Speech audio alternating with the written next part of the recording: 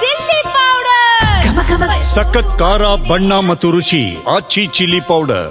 ನೆನೆಗುದಿಗೆ ಬಿದ್ದ ಬಳ್ಳಾರಿ ಲಿಂಗಸೂರು ರೈಲ್ವೆ ಯೋಜನೆ ಸರ್ವೆಗೆ ಸೀಮಿತವಾಗ್ತಾ ಇದೆ. ಬಳ್ಳಾರಿ ಲಿಂಗಸೂಗೂರು ರೈಲ್ವೆ ಯೋಜನೆ 132.18 ಕಿಲೋಮೀಟರ್ ಉದ್ದದ ಯೋಜನೆಗೆ 2019ರಲ್ಲೇ ಸರ್ವೆ ವರದಿ ಸಲ್ಲಿಕೆಯಾಗಿದೆ. ಬಳ್ಳಾರಿ ಲಿಂಗಸೂಗೂರು ಮಧ್ಯೆ ರೈಲ್ವೆ ಯೋಜನೆಗೆ ಈಗಲೂ ಕೂಡ ಕಾಲ ಕೂಡಿ ಬಂದಿಲ್ಲ.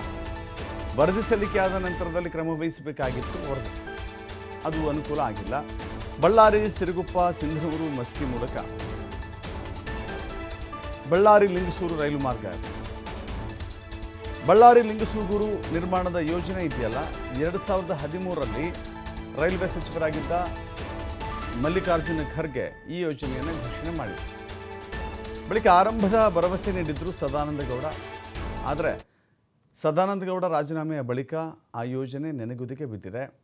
ಶೀಘ್ರ ಕಾಮಗಾರಿಯನ್ನು ಆರಂಭ ಮಾಡಬೇಕು ಅಂತ ಹೇಳಿ ರಾಜ್ಯ ರೈಲ್ವೆ ಕ್ರಿಯಾ ಸಮಿತಿ ಒತ್ತಾಯ ಮಾಡಿದೆ. ಆ ಭಾಗಕ್ಕೆ ಕಲ್ಯಾಣ ಕರ್ನಾಟಕ ಭಾಗದ ಪ್ರಮುಖ ಜಿಲ್ಲೆಯಾಗಿರುವಂಥ ರಾಯಚೂರು ಮತ್ತು ಬಳ್ಳಾರಿ ಎರಡು ಜಿಲ್ಲೆಗಳ ನಡುವಿನ ಸಂಪರ್ಕವನ್ನು ಕಲ್ಪಿಸಬೇಕು ಅಂತ ಹೇಳಿ ಬಳ್ಳಾರಿ ರಾಯಚೂರು ಆಂಧ್ರದ ಮೂಲಕ ಬಂದರೆ ಗುಂತ್ಕಲ್ ಜಂಕ್ಷನ್ ಮೂಲಕ ಬಂದರೆ ಆ ಬಳ್ಳಾರಿ ರಾಯಚೂರು ಕನೆಕ್ಟ್ ಆಗುತ್ತೆ. ಆದರೆ ಕರ್ನಾಟಕದ ಜಿಲ್ಲೆಗಳ ಮಧ್ಯೆನೇ ರೈಲ್ವೆ ಸಂಪರ್ಕ ಬರಬೇಕು ಅಂತ ಹೇಳಿದ್ರೆ ಅದು ಸಾಧ್ಯವಾಗಿಲ್ಲ. ಸೊ ಹೀಗಾಗಿ ಬಳ್ಳಾರಿ, ಸಿರುಗುಪ್ಪ, ಸಿಂಧನೂರು, ಮಸ್ಕಿ, ಲಿಂಗಸೂಗೂರು ಹೀಗೆ ಅಷ್ಟು ತಾಲೂಕುಗಳನ್ನು ಸಂಪರ್ಕ ಕಲ್ಪಿಸುವಂಥ ಯೋಜನೆ ಅದಾಗಬೇಕಾಗಿತ್ತು. ಬಟ್ ಇಲ್ಲಿಯವರೆಗೂ ಕೂಡ ಆಗಿಲ್ಲ. ಇನ್ನು ಮುಂದಾದರೂ ಅದನ್ನು ಕೈಗೆತ್ತಿಕೊಳ್ಳಬೇಕು, ಆ ಕನಸನ್ನು ನನಸು ಮಾಡಬೇಕು ಅಂತ ಹೇಳಿ ಆಗ್ರಹ ಕೇಳಿಬಂದಿದೆ.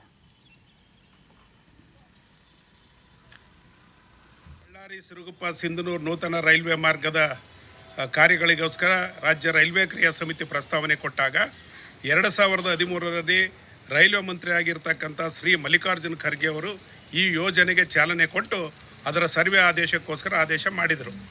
ಆ ನಂತರ 2014ರಲ್ಲಿ ಶ್ರೀ ನರೇಂದ್ರ ಮೋದಿ ನೇತೃತ್ವದ ಸರ್ಕಾರ ಅಧಿಕಾರಕ್ಕೆ ಬಂದಾಗ ಶ್ರೀ ಸದಾನಂದ ಗೌಡರು ಕೂಡ ಬಳ್ಳಾರಿ, ಸಿರುಗುಪ್ಪ, ಸಿಂಧನೂರು, ಲಿಂಗಸೂಗೂರು, ಗಬ್ಬೂರು ಅನ್ನುವಂಥ ರೈಲ್ವೆ ಮಾರ್ಗದ ಸರ್ವೆ ಆದೇಶವನ್ನು ಮಾಡಿದ್ದಾರೆ.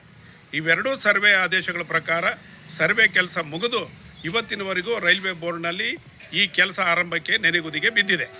ಆದ್ದರಿಂದ ರೈಲ್ವೆ ಮಂತ್ರಿಗಳು ಮತ್ತು ರೈಲ್ವೆ ಇಲಾಖೆ ಮತ್ತು ರೈಲ್ವೆ ಬೋರ್ಡ್ಗೆ ನಾನು ವಿನಂತಿ ಮಾಡುವಂಥದ್ದೇನೆಂದರೆ, ಈ ಕಾಮಗಾರಿಯನ್ನು ಆದಷ್ಟು ಬೇಗ ಆರಂಭ ಮಾಡಿದರೆ ಬಳ್ಳಾರಿಯಿಂದ ಸಿರುಗುಪ್ಪ ಸಿಂಧನೂರು ಮಾರ್ಗವಾಗಿ ಈ ಮಾರ್ಗ ಬರ್ತದೆ. ಜೊತೆಗೆ ಸಿರುಗುಪ್ಪ ಮತ್ತು ಸಿಂಧನೂರಿನಲ್ಲಿ ಬೆಳೆಯುವಂಥ ಉತ್ಕೃಷ್ಟ ತಳಿಯ ಭತ್ತವನ್ನು ದೇಶದ ನಾನಾ ಮೂಲೆಗಳಿಗೆ ಸಾಗಾಣಿಕೆ ಮಾಡುವುದರ ಮೂಲಕ ಆ ರೈತರಿಗೂ ಕೂಡ ಹೆಚ್ಚು ಲಾಭದಾಯಕ ಆಗ್ತದೆ. ಅದರ ಜೊತೆಗೆ ರೈಲ್ವೆಗೆ ಕೂಡ ಹೆಚ್ಚು ಆದಾಯ ಬರ್ತದೆ.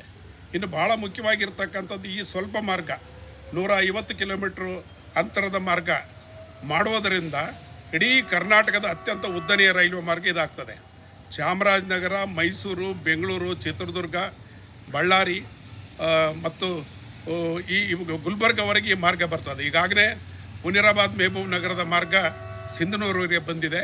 ಜೊತೆಗೆ ವಾಡಿ, ಗದಗ್ ಆ ಮಾರ್ಗದ ಕಾಮಗಾರಿ ಕೂಡ ಆರಂಭ ಆಗಿರುವುದರಿಂದ ಇದು ಅಪ್ ಟು ಬೀದರ್ವರೆಗೆ ಅತ್ಯಂತ ಉದ್ದನೆಯ ರೈಲ್ವೆ ಮಾರ್ಗ ಆಗ್ತದೆ.